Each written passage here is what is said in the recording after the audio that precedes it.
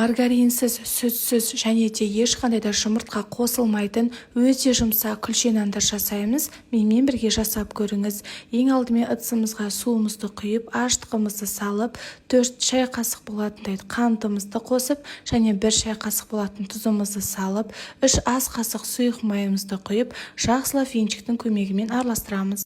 Алдын ала електен өткізілген ұнымызды салып, жұмсақ қылып қамыр елейміз. Бетін салфамен жауып, жылы жерге 1 сағатқа қалдырамыз.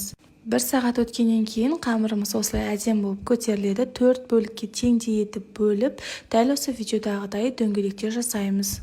Барлығын әдемілеп жасап аламыз. 15 минутқа бетін жауып қалдырамыз. Ортасын вилканың көмегімен тесіп, жұмыртқаны жағып, 180 градуста 25 минутта пісіріп аламыз. Мінекей осындай әп-әдемі жұмсақ болып шығады. Толық рецепті көргіңіз келсе, ютубқа Гүлсая Кожина деп жазыңыз.